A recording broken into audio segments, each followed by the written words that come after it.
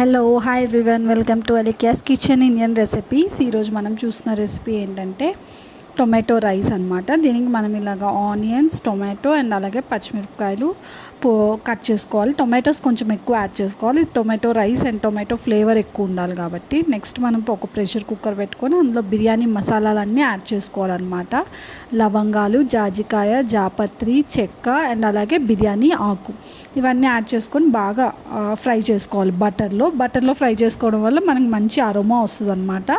చాలా quick and ఈజీగా తయారు చేసుకోవచ్చు. బ్యాచిలర్స్, వంట రాని వాళ్ళు ఎవరైనా వన్ పాట్ రెసిపీ అనమాట. దీనికి మనం ఏమి కాంబినేషన్గా మనకేం కర్రీ కానీ ఏం అక్కర్లేదు. జస్ట్ కొంచెం కర్డ్ ఆర్ రైతా యాడ్ చేసుకొని తినేయచ్చు డైరెక్ట్గా. తర్వాత మనం కుక్కర్లో మనం కట్ చేసుకున్న ఆనియన్స్, టొమాటో అండ్ అలాగే పచ్చిమిరపకాయలు, కొంచెం సాల్ట్ అండ్ అల్లం వెల్లుల్లి యాడ్ చేసుకొని బాగా మిక్స్ చేసుకోవాలన్నమాట. సాల్ట్ యాడ్ చేసుకోవడం వల్ల తొందరగా ఫ్రై అవుతుంది.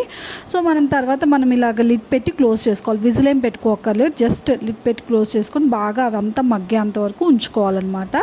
తప్పకుండా మీరందరూ సబ్స్క్రైబ్ చేసుకుని అలేకియాస్ కిచెన్ ఇండియన్ రెసిపీస్ ఛానల్ని ఫర్ మోర్ కుకింగ్ వీడియోస్. ఇందులో మనకి home style recipes, traditional recipes, easy and quick recipes ఉంటాయన్నమాట.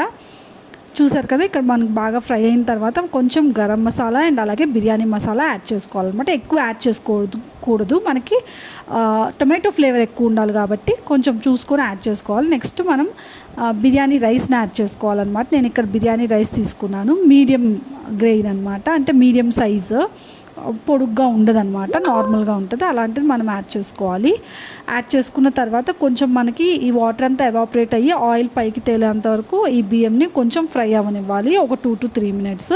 తర్వాత మనం వాటర్ యాడ్ చేసుకోవాలి. మనం ప్రెషర్ కుక్కర్లో చేసుకుంటున్నాం కాబట్టి 1 glass రైస్కి 1.5 glass వాటర్ సరిపోతుంది పర్ఫెక్ట్గా. చాలా easy and quick and tasty, చాలా బాగుంటుంది అనమాట. మనం సాల్ట్ చెక్ చేసుకొని కొంచెం సాల్ట్ యాడ్ చేసుకొని లాస్ట్లో మనము కుక్కర్ విజిల్ పెట్టే ముందర కొత్తిమీర చిన్న చిన్న పీసెస్గా కట్ చేసుకొని యాడ్ చేసుకోవాలి. నెక్స్ట్ మనం కుక్కర్ పెట్టుకొని 3 whistles రానివ్వాలన్నమాట. నెక్స్ట్ అలాగే సిమ్లో పెట్టుకోవాలి ఒక 5 minutes. 3 whistles తర్వాత అంతే, పర్ఫెక్ట్గా కుక్ అయిపోతుంది టొమాటో రైస్. చాలా క్విక్ అండ్ ఈజీగా తయారు చేసుకోవచ్చు, ఎవరైనా తయారు చేసుకోవచ్చు. ఎక్కువ ఇంగ్రీడియంట్స్ లేవు కాబట్టి. సో మీరందరూ తప్పకుండా ట్రై చేయండి, ఈజీ అండ్ క్విక్గా తయారు చేసుకోవచ్చు. చూసారు కదా, రెడీ అయిపోయింది టొమాటో రైస్, పర్ఫెక్ట్గా రెడీ అయిపోయింది. మనం ఇలాగే నేను ఇందాక చెప్పినట్టు దీనికి ఏం కాంబినేషన్ అక్కర్లేదు. ఇలాగే టొమాటో ఫ్లేవర్ అండ్ కొంచెం స్పైసీ లెవెల్స్తో ఉంటుందన్నమాట. Thank you so much for watching. Bye bye, see you soon in the next video.